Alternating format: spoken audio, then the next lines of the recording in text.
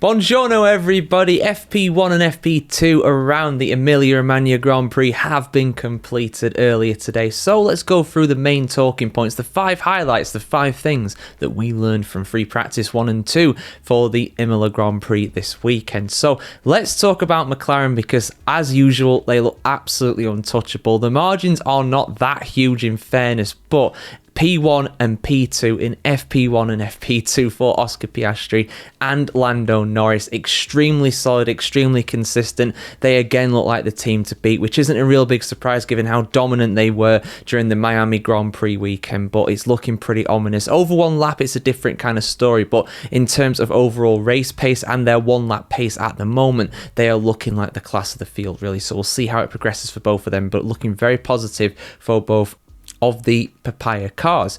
Let's talk about Williams next though. Second thing we learned, they're looking pretty good overall, I would say, particularly Carlos Sainz in FP1. He was all the way up in 3rd place, the closest challengers to the McLarens, the best of the rest, if you will.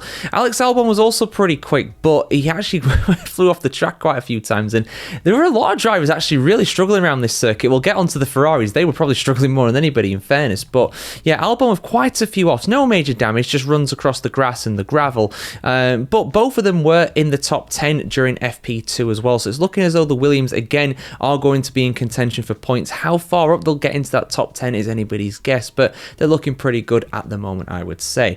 Let's talk about Alpine. My goodness me, Alpine, you know, honestly, I didn't give them a prayer, I didn't give them a hope in hell of doing well this weekend, but Pierre Gasly is doing his best to prove me wrong. He was up in 3rd place, the closest challenger to the McLarens in FP2. Franco Colapinto wasn't on the same level in terms of his overall pace, but of course he has only just parachuted into the team this weekend, so for him to be, you know, solid and not making any mistakes, I didn't notice any real significant offs from him, certainly no damage like there was to the likes of Bortoleto and Isaac Hadjar's car. Colapinto very solid today, doing a decent job, up in P13. Unlucky for him? I wouldn't say unlucky for him really, I think it was pretty good to be honest in FP2, so I think he's going to do pretty well. Points might be a bridge too far, but Pierre Gasly might well get some very solid points, especially with how hard it is to overtake around this circuit. If you qualify well here, you're going to do well in the race most likely. So yeah, I've put it off as far as I can really. Ferrari, we've got to talk about Ferrari. Oh man, Ferrari, a terrible day for them. Really was bad. I mean, their overall pace wasn't too bad. They were both pretty solid in FP1.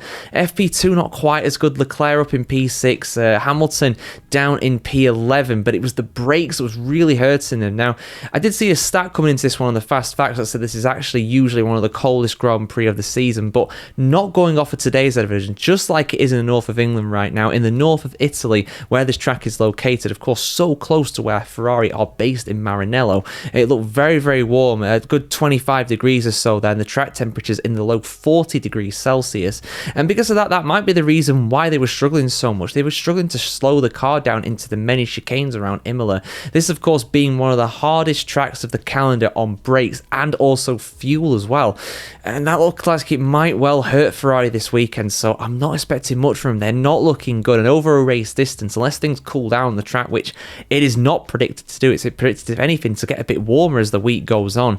I think it's going to be a difficult one for those Scarlet cars. But last thing we learned, again, just a bit of a general kind of one really, in terms of just how difficult this track is. I mean, this is yet another reason really why we should see this track extended on the calendar. I don't know if it will be. Of course, the contract for it runs out at the end of the season.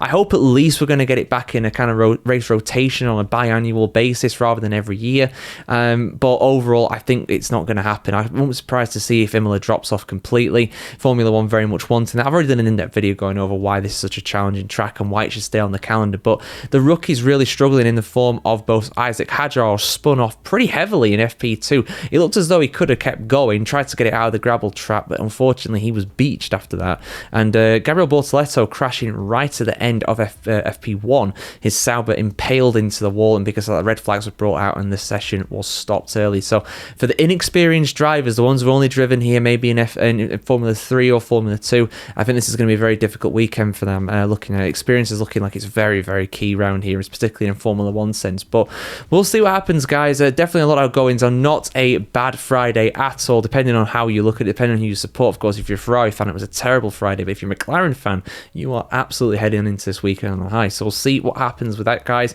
But who is your pick for pole position? We'll, of course, be bringing you our 5 things review of qualifying tomorrow evening time. I'll just do a one late after my son goes to bed. I will do a little review for you guys here on the channel. So yeah, I'll see you soon for that, guys. Have a fantastic day wherever you are in the world today, and let's hope for a great qualifying session tomorrow. Who's going to be on pole? Let us know in the comments below. Like, share, comment, subscribe if you want to see more content just like this.